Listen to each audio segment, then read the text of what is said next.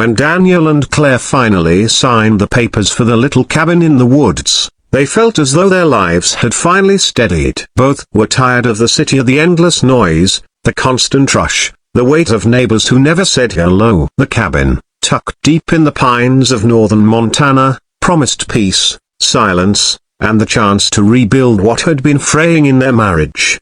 It was small, but sturdy. Stone fireplace, creaky wooden floors, and windows that opened to a view of rolling forest that went on forever. The kind of place where stories lived. On their second night, while unpacking boxes, Daniel noticed something odd near the hearth. A stone in the side of the fireplace seemed just slightly off color compared to the rest, as though it had been touched more often than the others.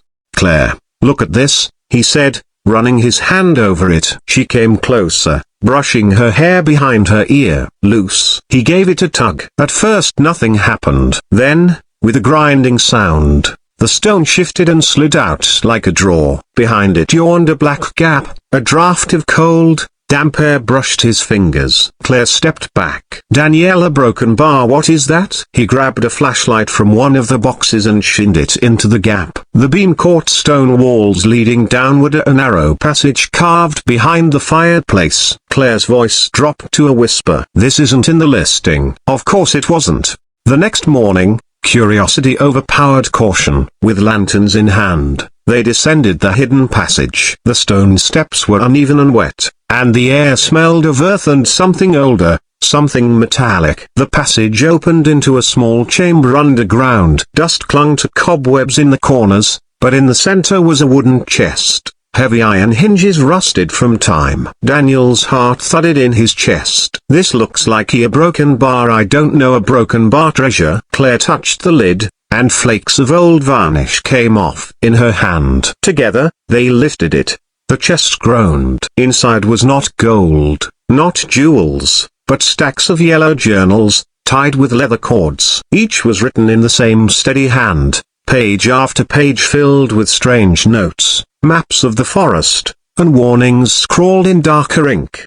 "Do not stay here after the first snow. Do not answer if you hear knocking at the door after midnight. If you hear the children laughing, leave everything behind." Claire's face went pale. "This is someone's diary. Whoever lived here before a broken bar." They turned pages faster. The writings grew more frantic with each entry. Drawings of strange figures between the trees, stories of neighbors vanishing, of sounds in the chimney when the fire burned low. The last entry ended abruptly. "I hear them at the door. God forgive me." The date was over 50 years ago. That night, neither of them could sleep. Every creak of the cabin's beams sounded louder. The wind through the pines seemed to whisper. Around 2 in the morning, Claire sat up. "Daniel," she whispered.